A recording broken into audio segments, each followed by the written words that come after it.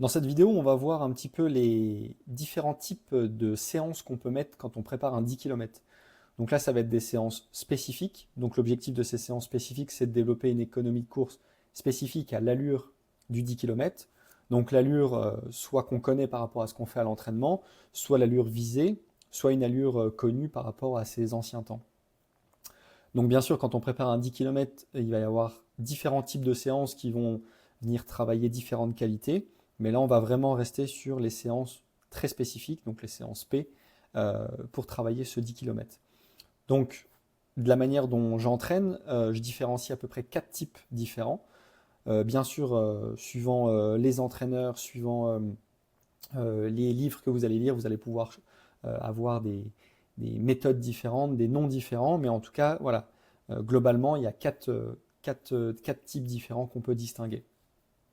Donc on va y aller pour le premier ici, c'est ce que j'appelle les séances par répétition. Donc les séances par répétition, c'est quelque chose, donc je vous ai mis 3 exemples en dessous, c'est quand on va faire de la répétition d'une certaine distance. Alors, soit ça peut être purement linéaire de la manière dont j'ai mis là, donc 8 fois 1000, 4 fois 2000, 5 fois 1500, mais ça pourrait être aussi de manière un petit peu pyramidale, où par exemple il y aurait une fois 3000 suivi d'une fois 2000 suivi d'une fois 1000. Voilà. Mais l'idée de ces séances-là, c'est qu'on a une distance, généralement sur le rythme 10 km visé ou très légèrement au-dessus, et on a un temps de récupération. Voilà, donc on enchaîne des répétitions de cette manière-là. Donc ça, c'est le premier type de séance. C'est sûrement les plus connus, les plus simples à mettre en place et qui sont très efficaces.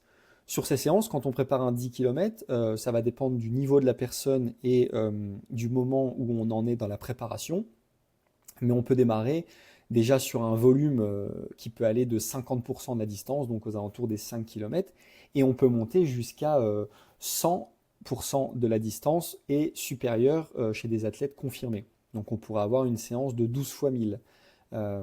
C'est possible et on pourrait travailler sur des volumes importants comme ça, sur des rythmes très légèrement inférieurs au rythme des 10 km. En tout cas, sur ce type de séance, principalement, on va tourner autour de ce rythme-là. Euh, Plus on va augmenter la distance, plus ça va augmenter la difficulté de la séance. Donc un 8 fois 1000 est sûrement plus facile qu'un 4 fois 2000, si on considère que les temps de récupération sont sensiblement équivalents. C'est sûr, si je mets 4 minutes de récupération dans un cas et 1 minute dans l'autre cas, là ça change tout. Mais forcément, l'augmentation du temps par répétition rend la chose plus difficile. Donc dans un programme d'entraînement, en termes d'évolution, on peut très bien démarrer sur un volume bas, c'est-à-dire par exemple 6 km allure spécifique, et petit à petit monter au fur et à mesure des semaines sur 8-9 km. Ça, c'est une première possibilité d'évolution.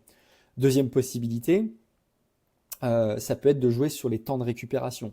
Donc sur la séance ici du 8 fois 1000, généralement on voit des récupérations de 1 minute, 1 minute 30, mais bien sûr quelqu'un qui démarre dans une programmation, on pourrait très bien lui mettre des récupérations plus longues. Le temps de récupération va influer notamment sur l'intensité que je vais mettre pendant mes répétitions. Si je fais un 8 fois 1000 avec 3 minutes de récupération, je vais pouvoir mettre une intensité sûrement assez supérieure à mon rythme de 10 km. Et à l'inverse, si je fais un 8 fois 1000 avec 45 secondes de récupération, l'intensité que je vais pouvoir mettre va être forcément un petit peu inférieure. Donc voilà pour ce premier item, ces premiers types de séances. Deuxième type de séance, ici on va passer sur les alternances de rythme. Donc les alternances de rythme, l'idée ça va être de travailler sur un volume assez important. Généralement le volume peut être plus important que le volume de course visé, donc c'est-à-dire 10 km. Et là l'idée c'est qu'on va alterner certaines distances entre le rythme visé et un rythme inférieur. Alors ce rythme inférieur il peut être assez variable, ça peut être un rythme de semi-marathon, un marathon ou voire même d'endurance fondamentale. Donc l'idée, en gros, comparativement aux séances d'avant, c'est d'avoir des temps de récupération qui sont toujours actifs. Donc ce n'est pas de la récupération passive où on marche ou on reste sur place. Donc premier exemple, 12 km. Et pendant ces 12 km, tout simplement, on va alterner 800 mètres au rythme 10 et 400 mètres au rythme soit semi, soit marathon. Donc ça, même chose en termes d'évolution. On peut très bien avoir une évolution là-dessus sur ce qu'on choisit sur le rythme des temps de récupération active. Mais là, l'idée, voilà, c'est donc d'alterner une distance où on est au rythme spécifique avec une distance où on est à un rythme non spécifique inférieur. Deuxième exemple, 12 km avec 200 rythme 10 et 400 rythme semi. Donc ça, c'est une séance qui pourrait être une des premières séances de mise en place dans un programme de ce type de séance. Donc là, on a seulement 200 mètres au rythme spécifique et 400 mètres à un rythme plus lent.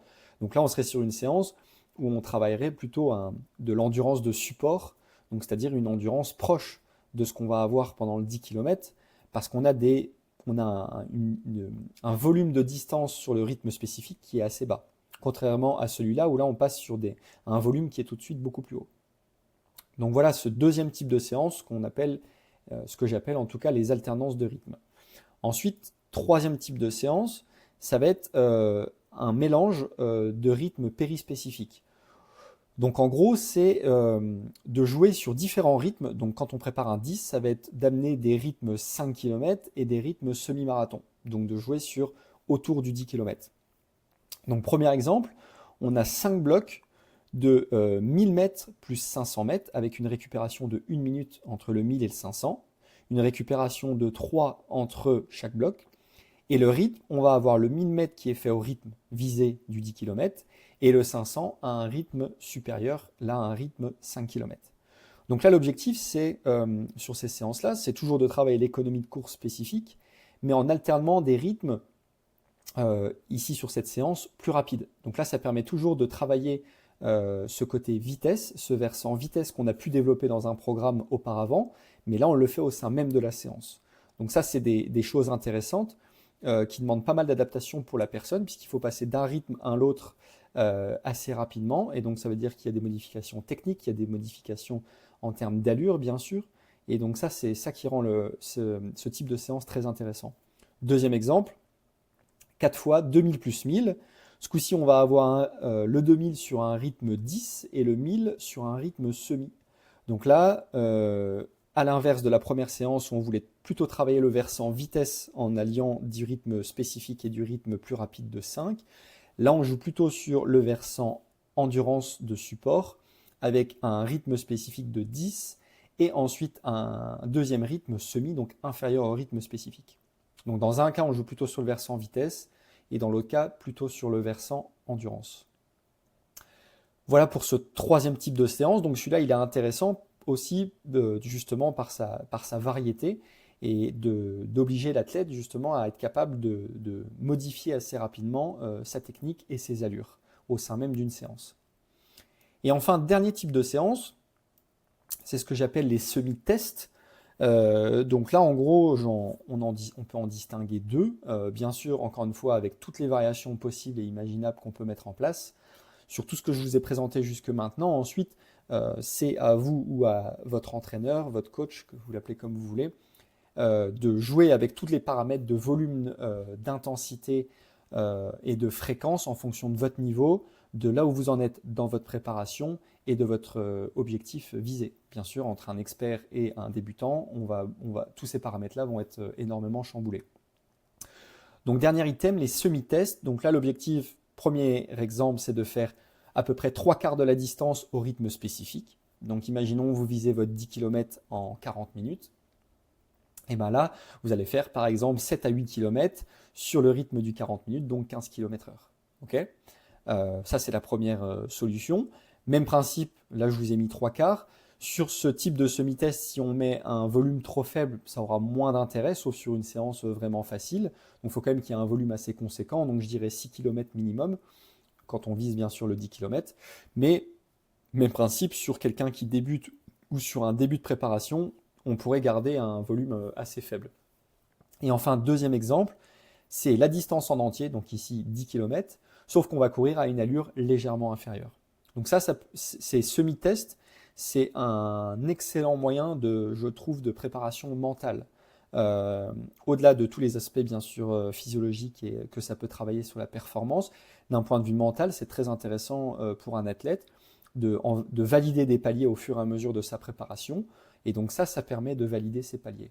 De dire, ok, ton objectif c'est 10 km en 40 minutes. Aujourd'hui, on a une séance test. Tu as 8 km sur les rythmes du 10 km en 40 minutes. Et c'est de dire, ok, j'ai fini ça, est-ce que j'ai validé, dans quel état je suis à la fin, et est-ce que du coup je suis en bonne voie dans ma préparation, ou alors est-ce qu'au contraire, je suis en retard. Voilà. Donc c'est vraiment ces tests un bon moyen de contrôle de l'état de forme et vraiment de préparation mentale pour se mettre en confort. Donc voilà un petit peu pour ces 4 types de séances spécifiques sur le 10 km qu'on peut mettre en place. Donc l'idée, c'est en fonction aussi du nombre de fois qu'on s'entraîne par semaine et de notre niveau, on va alterner un petit peu ces séances. Donc vous pouvez avoir des programmes d'entraînement où vous n'avez qu'un seul type, d'accord. Le mieux, c'est d'alterner puisque chaque séance permet de développer un petit peu des qualités de manière différente. Donc ces séances, si vous avez 2 séances spécifiques par semaine, eh ben, vous pouvez alterner entre les différentes choses. Les semi-tests, généralement, on ne va pas en faire toutes les semaines, hein, loin de là. Donc les semi-tests, on peut les placer tous les 4 à 6 semaines lors d'une préparation pour contrôler donc l'état de forme et petit à petit valider des paliers. Voilà pour cette vidéo. Si tu as des questions, n'hésite pas, tu les mets en commentaire. Si tu veux que je rentre plus en détail sur ces séances spécifiques et donner plus d'exemples. Et comme toujours, si tu as un objectif actuel, que ce soit en course à pied, en préparation physique ou sur la préparation d'un concours, il y a le lien dans ma bio Instagram ou ma bio YouTube, un petit formulaire de coaching à remplir. Je prends contact avec toi et on voit qu'est-ce qu'on peut mettre en place pour te faire atteindre tes objectifs. Ciao!